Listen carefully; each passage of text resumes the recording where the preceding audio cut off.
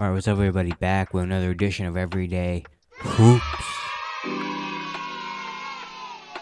Hope you guys are having a good one. Today we're going to be talking about some more college basketball in the NCAA tournament. I'm going to be making the case for all four teams left in the NCAA tournament on why they can win the championship. It's been an insane tournament so far. We got these final four teams left. Who would have predicted this, huh? But they worked really hard to get here. Now I'm going to be making the case for them because this weekend is the Final Four and championship is Monday. So excited to watch it. But yeah, thank you guys for the views on the vids and the shorts recently. Really appreciate it. If you do like the content around here, consider subscribing, like, turn on notifications, all stuff like that. I'd really appreciate it. It really helps out a lot. April is coming. In April, at the end of the regular season, we're going to be doing a new series. I'm going to tell you about that on another video. But yeah, I'm going to do a new series. Very excited for it. And we're just gonna keep it going. So let's not waste any more of your time. Let's get right into it. So the first team we're gonna be making the case for is San Diego State, the 5 seed in the South region. To get here, they defeated number 12 Charleston in the first round, then got rid of 13 Furman in the second round. Then the Sweet 16, they knocked off the overall number 1 seed Alabama, and then defeated Creighton in the Elite 8 to get all the way to the Final Four, winning the South region. San Diego State, led by their head coach Brian Dutcher. They're a very tough physical team. You know, they're not a very fast-paced, high-scoring, lot of three type of offense, but they slow it down. They get everybody involved. Their leading scorer, Matt Bradley, averaged 12, 13 points a game this year. It's not a high-scoring type of team. They're gonna slow you down.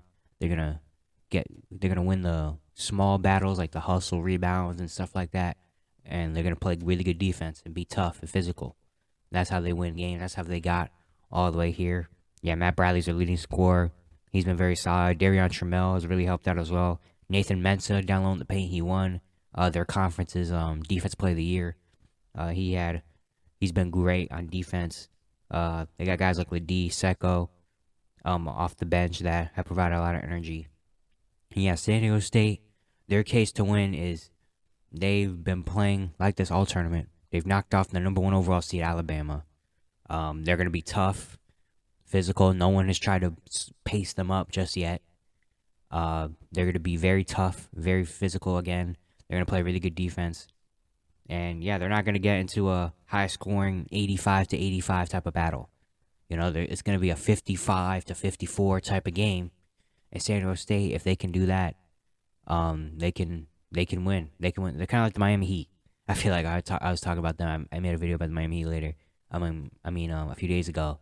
And they're not a team. Like the Miami Heat aren't a team that's gonna score 130 and want to get into a high scoring battle with you. They're gonna keep you to 98, 99, and they win games like those because they like the grinded out, hustle, physical, last minute type of games. And that's what San Diego State is. San Diego State likes those 54 to 53 type of close games where both teams aren't shooting that great from the field, from three, some turnovers, and they win those grounded out games. So if they can do that against the rest of these teams, have pretty good offenses. They probably have the worst amount of firepower offense left on the board, but they probably are the most physical team left. So if they can just keep both these games very low scoring and have their defense show up, they can just keep it physical, play really good defense, and score when they need to. They can definitely win the tournament, I feel like. The next team we have is number 9 over here, Florida Atlantic, winning the East region. They defeated Memphis in the first round before knocking off the 16 seed Fairleigh Dickinson in the second round. They went to the Sweet 16 and defeated Tennessee in a big comeback win. And then the Elite 8, they knocked out Kansas State and Marquise Noel to win the East region and go to the Final Four. Florida Atlantic has been one of the best teams in this entire season. They started the year, I think, 21-1, I want to say. They're on an 18, 19 game win streak. They only lost 3 games so far this season. They've been one of the best teams in college basketball.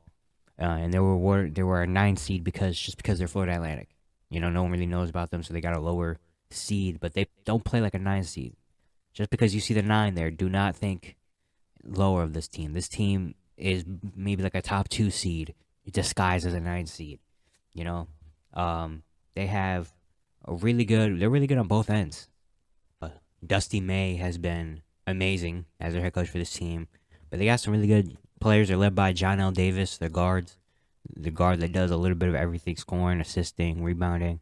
They got their big man down there, Vladimir Golden, which is a big body. They got guys like Elijah Martin, Brian Greenlee, Michael Forrest, guards and wings that can that helped out a lot so far the tournament run, hitting threes, playing solid defense. But yeah, Florida Atlantic is a team that really could. Their case is they've been one of the best teams all year in college basketball. They offense and defensively are solid. They're not like a high scoring offense and a bad defense, or a great defense but a low scoring. Like, they could do both. They got the offensive firepower in Davis, Martin, Greenlee, shooters out there from three. That can do that. They got a big man down low that can do it on both ends as well. They have very tight defense. They have a lot of switchability. I feel like a lot of their kind of guards and wings are kind of the same-ish height. They're not a very big team besides their big man. So they have a lot of switchability there. And yeah, they've been doing this all year. They've been sneaking up on teams all year. They've been one of the best teams in offense and defense. So if they could just keep doing what they've been doing, which is, scoring points, they've been kind of shaky a little bit in first halves, but second halves, they really come back, like in the Tennessee game. See, the Tennessee game, they didn't have anything in the first half, and in the second half, they came out and just played a really good game on both ends, limited Tennessee 3-point shots, and then they were hitting shots themselves. So if they can just do what they keep doing, be that team that, maybe might count them out a little bit in the first half, but they come back in the second half and have a bunch of firepower on both ends and play with that confidence that they know they can be this far, then they can win it. They can win it. They have a really good chance, at least. Because I really, really like their team. The next one is UConn, the Connecticut Huskies. The Huskies defeated Rick Pitino and Iron on the first round, and then defeated St. Mary's in the second round, went to the Sweet 16, blew out Arkansas, then went to the Elite Eight and got rid of Gonzaga. All their wins have been by, I think their smallest win has been by like 15 points to win the West region. They have kind of just skated through the tournament so far. Dan Hurley has been really good for this team. UConn has just been arguably like the best team in the tournament so far. Like, they got the big man with Adama Sanogo, their Karaban, Klingon, down low. They could do it from there. All of them could score. All of them are big bodies. They could score inside and rebound and block shots, and athletic enough to catch lobs and stuff. Then they got, Andre Jackson is a Swiss Army knife, can do a little bit of everything. He can dunk on you, get to the rim. He can rebound. He can pass the ball. He can play good defense. Jordan Hawkins has been a sharp shooter from three, especially in the second half. Like, UConn's kind of got everything, and then defensively, they've been great as well.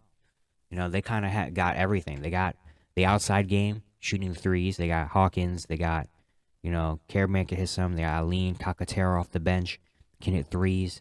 They got the inside game with Sanogo, Klingon. Andre Jackson gets to the rim. He's really athletic. They got the ball movement. They got Tristan Newton has been pretty good. Jackson, again, an assist man. Adama Sanogo randomly had 6 assists last game. They got that. They can play in the fast pace. They got a lot of athletes. They can play in the half court. Their defense inside, they got big bodies. On the wing, they got some pretty solid wing defense as well. Like, UConn looks built. The way they've been playing, they look built for a title run. In their cases, they've been the best team so far in the tournament. They've blown pretty much everybody out. Everyone on their team is playing at an all-time great level. They have basically, I don't feel like they have any really big flaw to their game. Like, when you look at them on the court, they don't really have a big flaw to their game. And they look prime for a championship run. And they can keep doing what they've been doing, hitting threes, scoring inside, and then playing some solid enough defense. They can definitely win this championship easy. The only thing is they haven't played in a close game yet, which I don't really love. I mean, of course, blowouts are nice and they build confidence and stuff, but close games, like, you're most likely than not, this game against their next game probably is going to be a blowout. And if it is, I'll be very surprised. But they haven't played in a close game so far in this tournament setting, which could scare a little bit. But besides that, they've been absolutely amazing so far in the tournament. And then the final team left is the Miami Hurricanes out of the Midwest region. They defeated a amazing comeback in the first round on Drake. In the first round, they defeated Miami in the second round, knocked off Houston in the Sweet 16, and then defeated Texas in the Elite Eight to win the Midwest and get all the way to the Final Four for the first time in school history. Jim Larrañaga, used to this, he's used to taking teams on deep runs. And Miami has been just a great team this year. They have a lot of guards that know what to do. They brought in Nigel Pack, who can hit threes and kind of play defense as well. Isaiah Wong is really good on both ends. He can get hot in a hurry. Wooga Poplar as well has been good on both ends. Jordan Miller has been fantastic in the tournament, being kind of a Swiss Army knife-ish in a way. Norchad Omier is a big body, and their bench provides a lot of energy. They're just a really well put together team. They're not that big. Besides their big man, they're not a huge big team that's gonna dominate you in the paint. But what they're gonna do, they're gonna play really good defense. They're gonna get out in transition. They're gonna run, and they're gonna try to get easy buckets on you. But they're also gonna take a lot of threes and hit threes. And they got a lot of guards that can go get their own bucket, which is a good thing to have in the tournament. The case for Miami is that they're a team that kind of can do a little bit of everything. They're a team that can they have a lot of guys that can get their own buckets, which is really good, especially in a tournament, in a close game tournament. You like the team ball, but you also like the guys that can go create their own shot when they need it to, which Miami has in Wong and Pack and Miller and Poplar. They got all that. They got a lot of switchability as well. They got their guards and wings are kind of around the same-ish height, and are long and can play really good defense, and they're very fast, and they've been one of the most resilient teams, honestly, in the tournament. I feel like every game so far in the tournament, they've had to come back. Like in the first round against Drake, they're down like 10 with 2 minutes left, and they came back and won that game. Against Indiana, Indiana wasn't really a comeback. They played really well. Against Houston, it was a very tough game, and then against Texas, they had to make a comeback. Like they've been probably, if you look at all these teams, look at the quality of the competition they beat so far, I would say I think Miami's had the toughest route to get here. Like playing against a Drake team at 12 that has been very good this year, they knocked them off. Then against a really good Indiana team that has Jackson Davis, who's Schifino, knocked them off. Number 1 seed Houston, who's been the best defense in the league, they're the first team to put up 80 points on them. And then against Texas, again, number 2 seed, one of the toughest teams in college on both ends, and they came back on them. Like Miami's had the toughest route, I feel like, to get here, and they've passed every challenge, passed every test so far. So yeah, I really love this Miami team, and I think that's their case. Like they've had the toughest route to get here.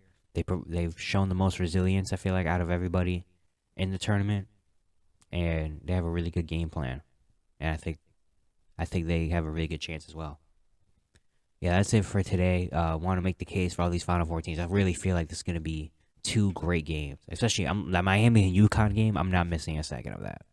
I'm not missing a second of that game. That's going to be, I think that game could most likely decide the champion right there. But yeah, I hope you guys enjoyed. Once again, if you do like the content on here, consider subscribing, like, turn on notifications, all the stuff like that. I really appreciate it. Really helps out a lot. And yeah, I'll see you guys tomorrow.